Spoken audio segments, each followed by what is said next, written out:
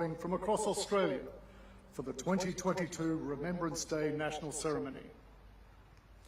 This Remembrance Day ceremony is being held in the nation's capital on the traditional lands of the Ngunnawal peoples.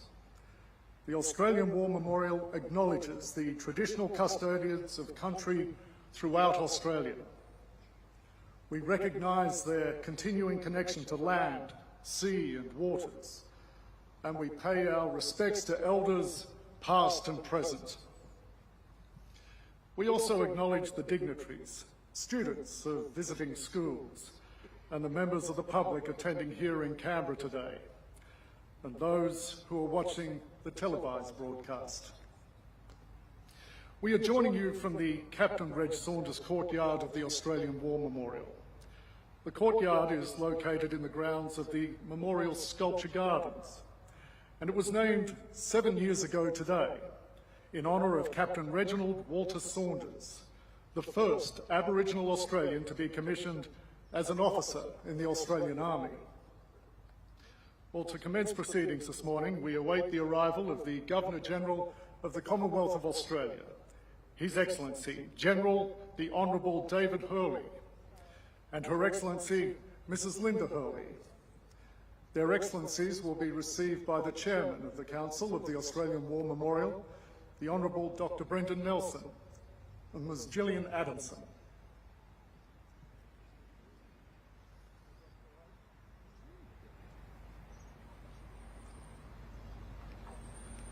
Ladies and gentlemen, please stand and make welcome the Governor-General of the Commonwealth of Australia, His Excellency General the Honourable David Hurley, and Her Excellency Mrs Linda Hurley.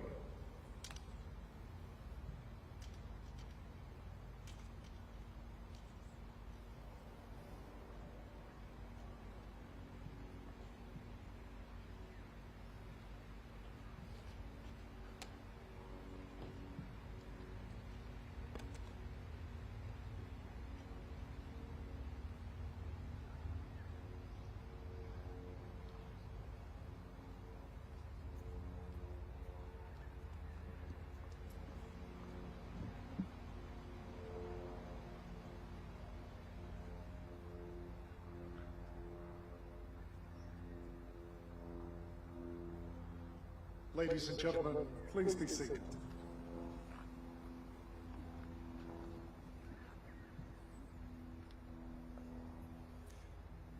We're grateful to be able to gather today for the national ceremony of commemoration here at the Australian War Memorial in front of the Stone of Remembrance, which has been temporarily relocated from the parade ground while the modernisation and expansion works of a number of the memorial's buildings and galleries are undertaken. As the memorial continues to welcome visitors during this period of transformation, we look forward to its completion and the opportunity to share a deeper understanding of Australia's wartime experience. Now, as these works progress, the memorial remains committed to the vision of its founder, Charles Bean, in ensuring that this is a place for all Australians, along with overseas visitors, to reflect, to understand and to remember. Australia's Federation Guard are a ceremonial tri-service unit formed in preparation for the centenary of Australia's Federation. Since their inception, the Guard have provided a significant presence at countless ceremonies, both at home and overseas. Ladies and gentlemen, please stand as a catafalque party provided by Australia's Federation Guard take position at the Stone of Remembrance.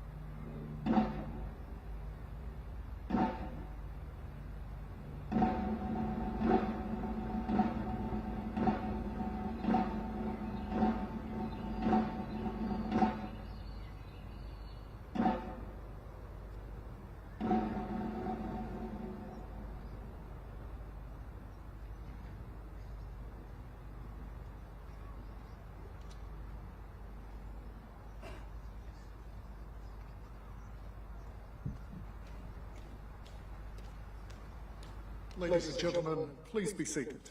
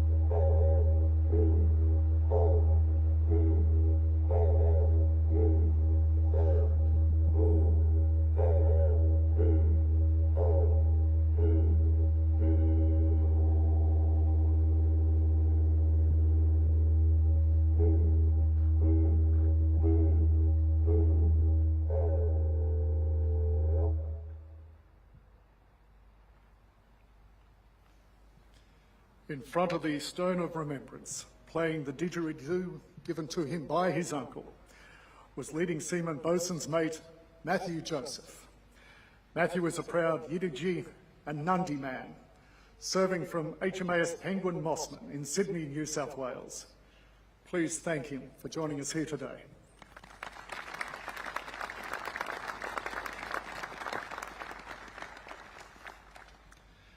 In a small cemetery in France lies the grave of Private Ted Eames of Sydney. He died of wounds on the 11th of November 1918, the final day of the First World War. His parents chose the words, "the last of his line," for the headstone of their only son. The Eames family story is but one among many. The Great War was then the most destructive conflict the world had ever known. It lasted 4 years and cost the lives of millions.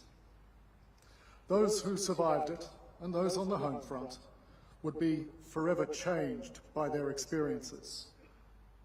Their stories of loss, of resilience and courage have been passed down through generations, and they have become part of us. Each year since 1918, we have paused to remember as servicemen and servicewomen continue to do their duty near and far from home. Today, we witness more than a century of commemoration as people and communities across the globe come together and reflect. We continue to remember their sacrifice and honour their service.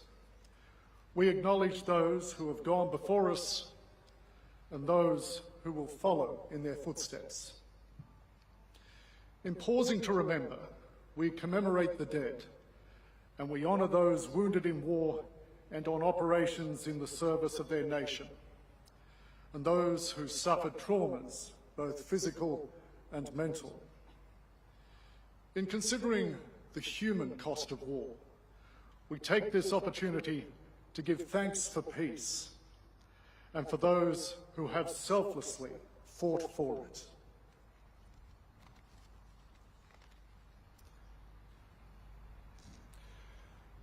The fourth stanza from a poem titled For the Fallen by English writer Lawrence Binyon forms the ode that will be recited today. Written in the early days of the First World War, Binyon's poem was also read at the laying of the inauguration stone at the memorial in 1929. Ladies and gentlemen, please stand as the National President of the Returned and Services League of Australia, Greg Mellick, recites the ode. After the ode, the last post will be sounded, followed by a minute's silence and the rouse.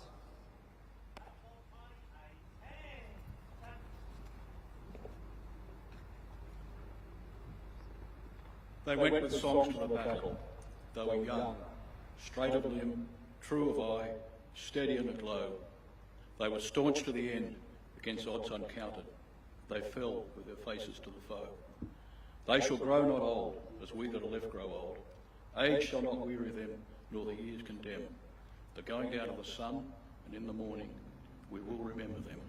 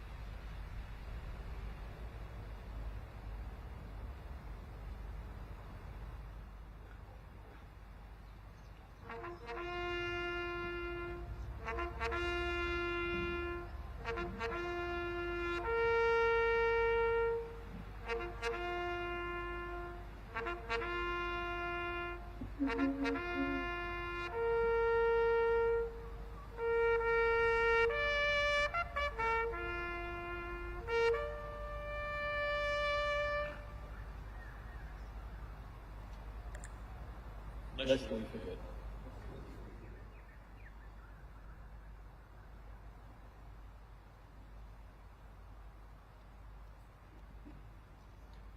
Ladies and gentlemen, please be seated.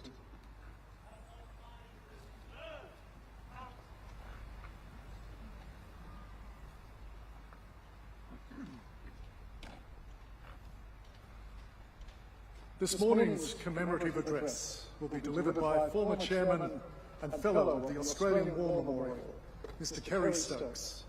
Ladies and gentlemen, Mr. Stokes.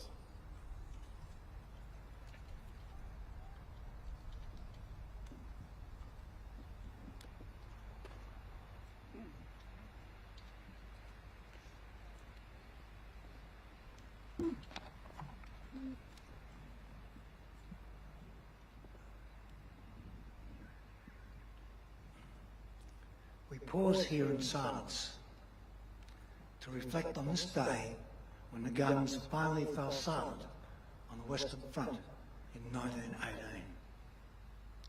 Immersed in the spirit of those who have given their all, their lives for us in war, in peacekeeping and humanitarian assistance, we pay tribute and ponder what we have been given.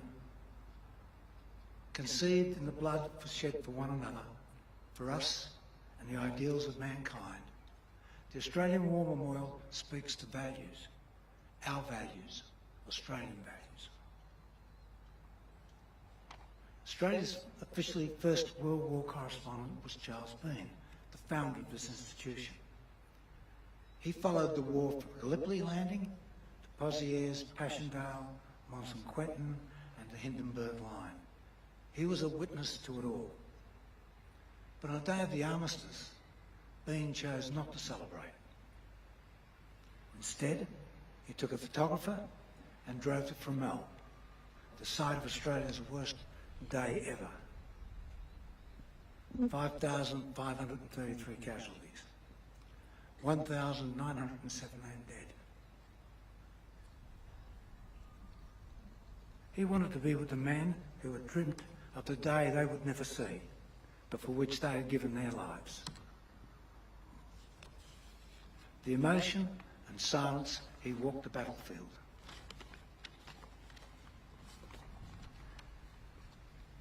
We found the old no man's land. It was simply full of our dead. Skulls and bones and torn uniforms were laying everywhere. On this day, Bean wrote, "It is over.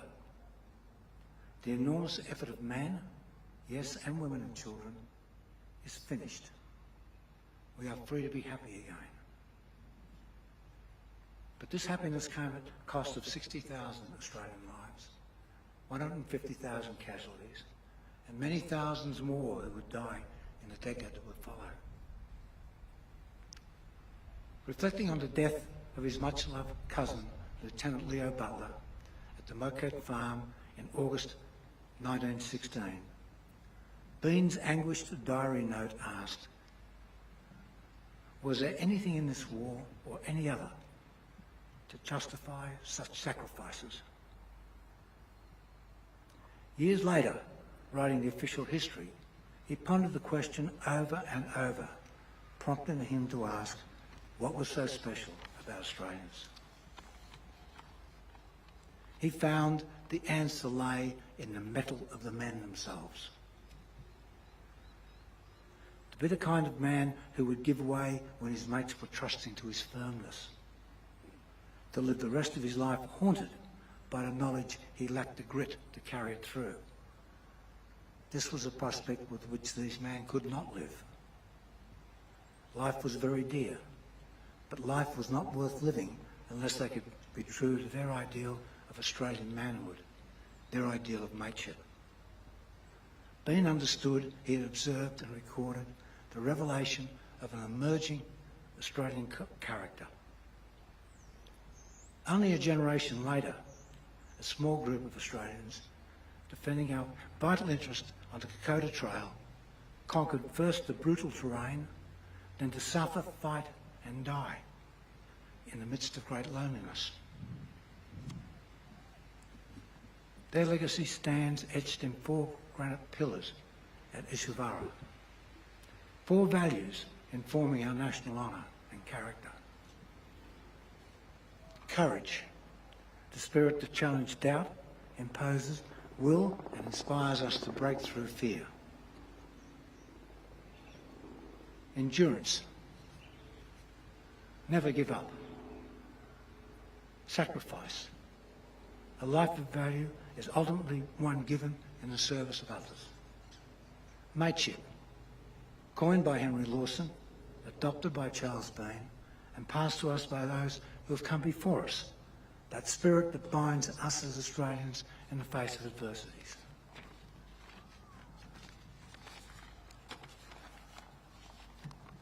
Our nation's most highly decorated soldier in the First World War was Lieutenant Harry Murray. Victoria Cross, Companion of the Order of St Michael and St George, Distinguished Service Order with Bar, Distinguished Conduct Medal, mentioned in dispatches 4 times. Although Murray never spoke of the war, in 1933 he wrote, "It was discipline that got him through. The discipline not to give in to the natural instincts like fear. You could feel fear, it was inevitable, but you must not succumb to it. You had a duty. You must look after your mates." A century after Harry Murray's description of mateship, observed by Bean and enshrined in Ishuvara, we see it today. SAS Sergeant S, emotionally reflecting on the Afghanistan Battle of Tizak, in which he saw another Australian awarded the Victoria Cross, said, "To fail would be worse than death. To let down your mates in combat would be worse than death." I don't know why I get so upset about this, but yes, that's the essence. You don't let your mates down.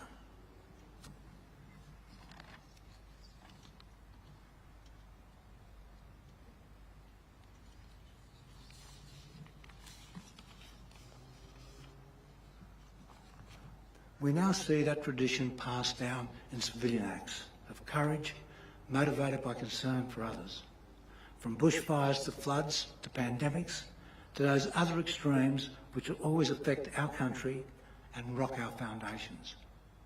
We see it in civilian acts, such as a 28-year-old Adelaide nurse.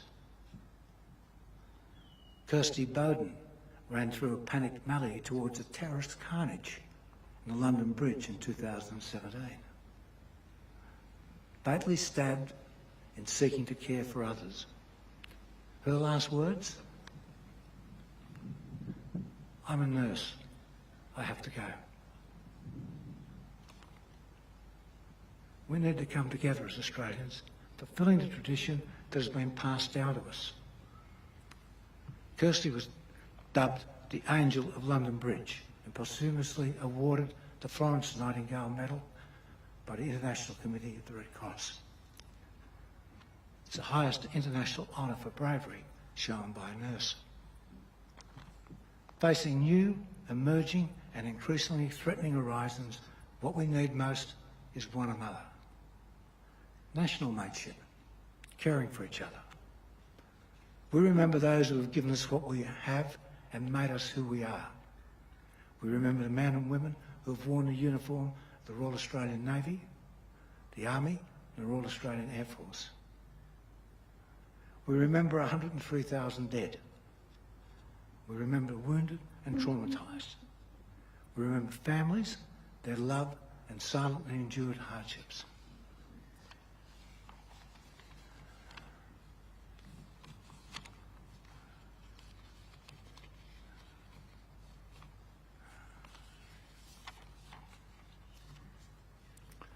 After the bloodbath of Fromelles, Sergeant Simon Fraser spent 3 back-breaking days bringing in the wounded from no man's land. A voice rose through the morning mist. Don't forget me, copper. He didn't. We won't. We never will. We recommit ourselves to being a people worthy of sacrifices that have given us a greater belief in ourselves and a deeper understanding of what it means to be an Australian. And all of these values are the spirits contained in this Australian War Memorial.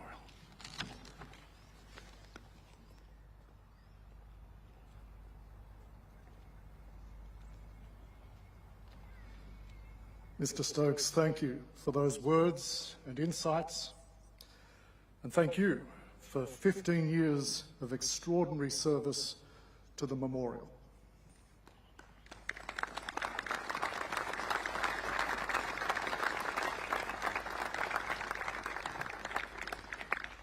Traditionally on Remembrance Day, wreaths are laid by representatives of the embassies and high commissions of more than 100 countries located here in Canberra. While the memorial is undergoing its current development program, the respect shared by all nations for the memory of those who were lost during the war and other operations is recognised the day prior. Yesterday, members of the diplomatic community were welcomed to the Australian War Memorial, where they laid wreaths in recognition of the breadth of international involvement in this day. And we are pleased to welcome many of them back again today. These wreaths currently encircle the stone of remembrance, and they symbolise a unified desire for peace. We commence today's wreath laying with the Governor-General of the Commonwealth of Australia, His Excellency, General the Honourable David Hurley, and Her Excellency, Mrs. Linda Hurley.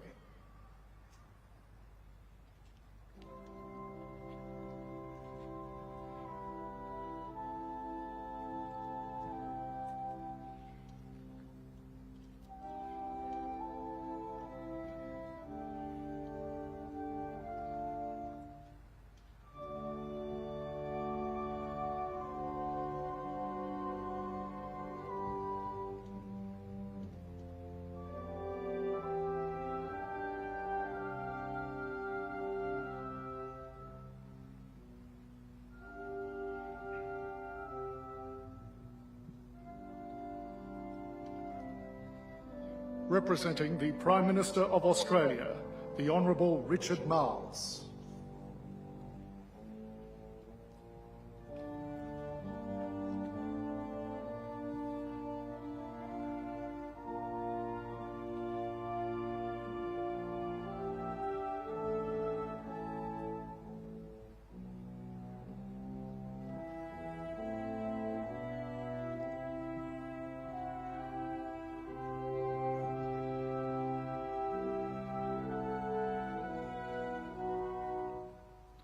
The Chief Minister of the Australian Capital Territory, Mr. Andrew Barr.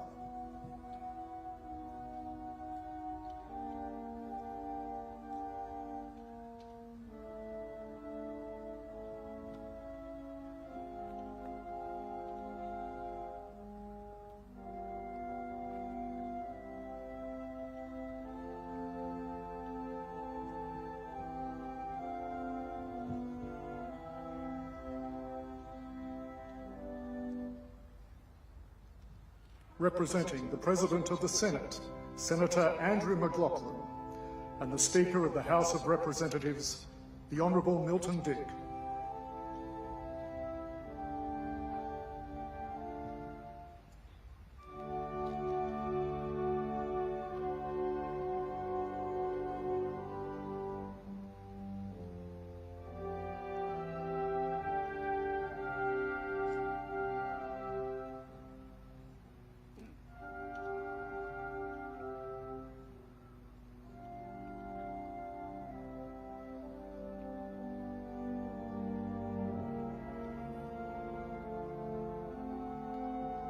Representing the Chief Justice of the High Court of Australia, the Honourable Justice Stephen Gaitler.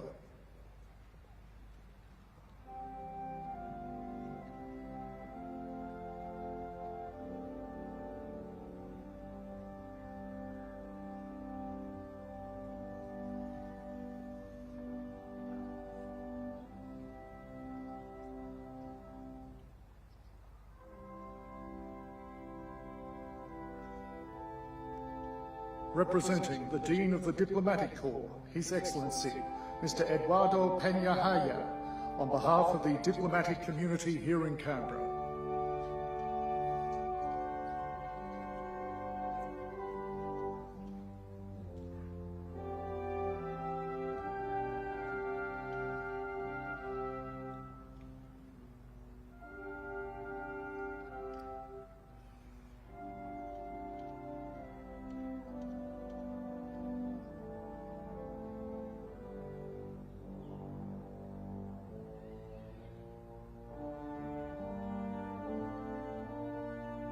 Representing the Leader of the Federal Opposition, the Honourable Barnaby Joyce.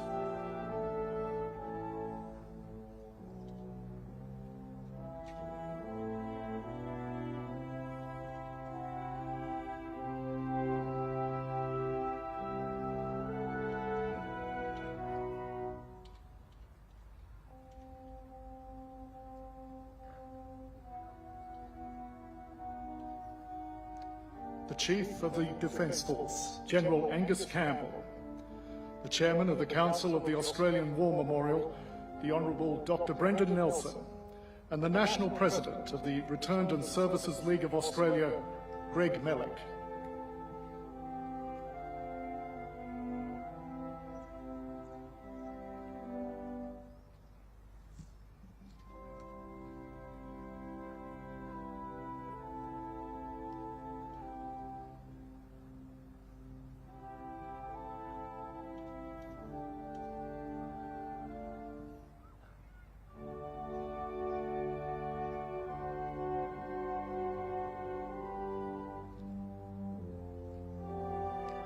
Representing the National President of the Aboriginal and Torres Strait Islander Veterans and Services Association, Wing Commander Cheryl Neal, and accompanying is today's didgeridoo player, Leading Seaman Boatswain's Mate, Matthew Joseph.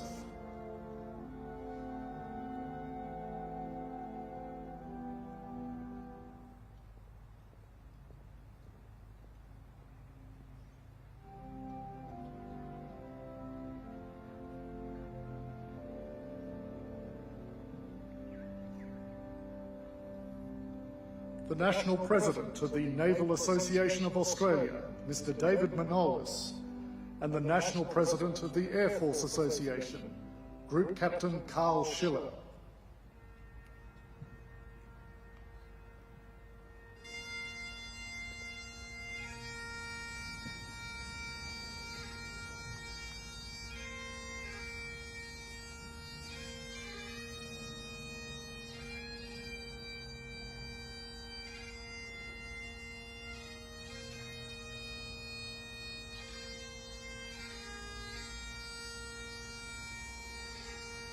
The National President of the Australian War Widows Incorporated, Ms. Rhonda Banzella, and the National President of the Australian Federation of Totally and Permanently Incapacitated Ex-Servicemen and Women, Ms. Pat McCabe.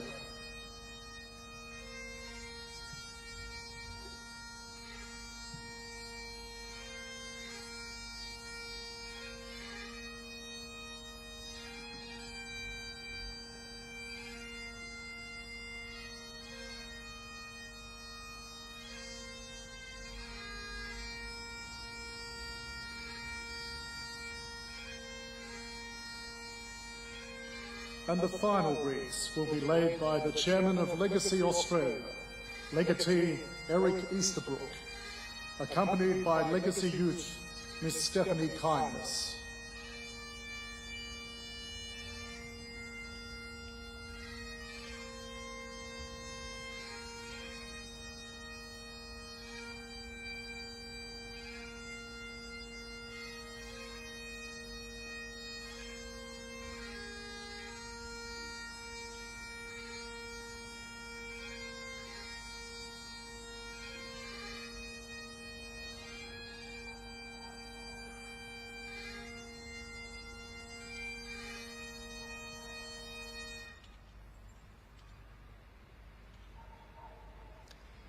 Poetry across the ages has been a way for men and women in uniform to contemplate and express their experiences and emotions.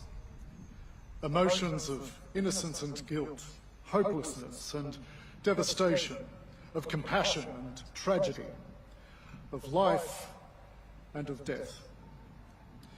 In December of 1915, John McCrae's moving work In Flanders Fields was first published. It would soon come to embody the feeling of loss and remembrance that resonated from the First World War. These words are also inscribed in the Portland stone of the Flanders Fields Memorial Garden at the centre of our commemoration today here at the Australian War Memorial.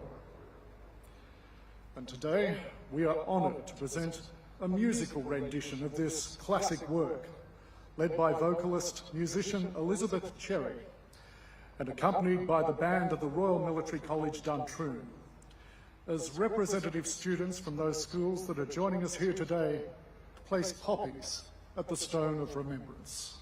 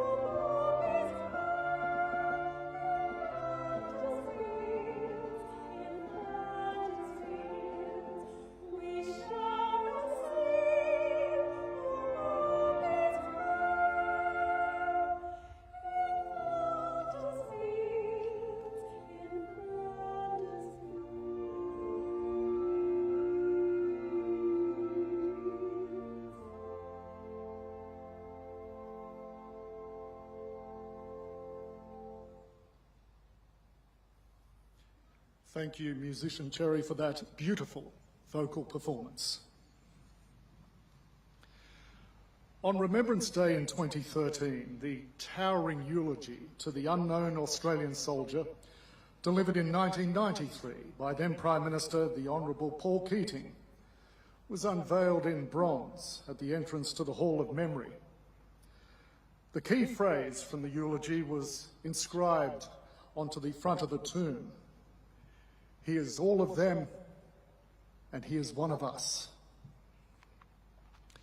The eulogy was read at the last post ceremony that evening and on every Remembrance Day since, and it will be read again at the last post ceremony this evening. Customs and traditions like these capture the respected conventions of the past.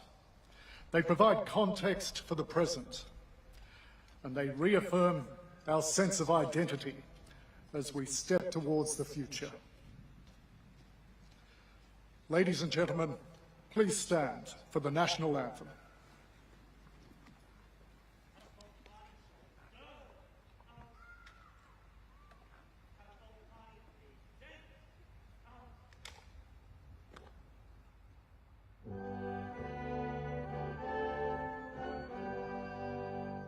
Australians, all as ostriches, where we all one and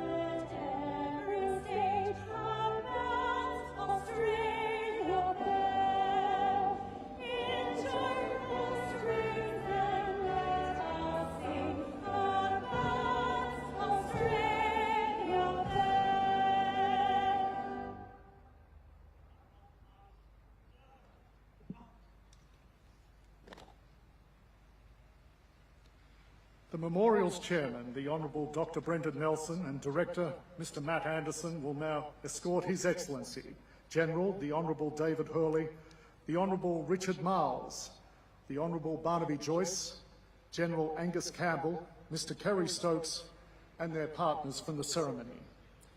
This official party will proceed to the Hall of Memory to place floral tributes at the tomb of the unknown Australian soldier.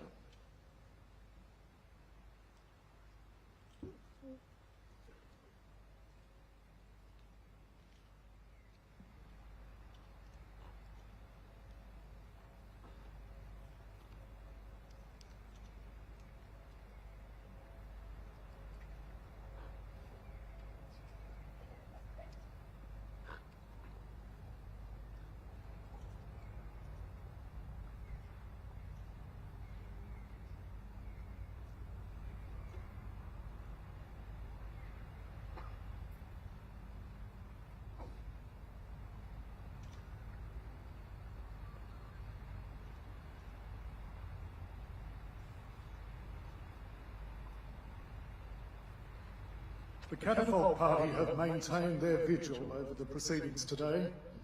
The members provided by Australia's Federation Guard will now depart the ceremony.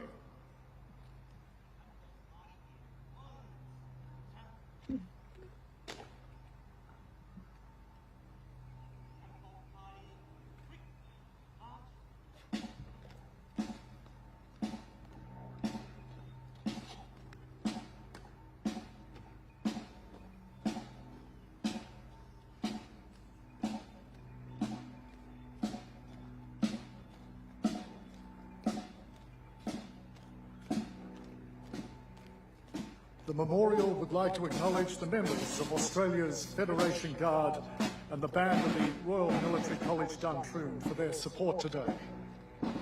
And finally, we say thank you to each and every one of you for joining us to mark this significant day of commemoration. Thank you for attending the 2022 Remembrance Day National Ceremony here at the Australian War Memorial.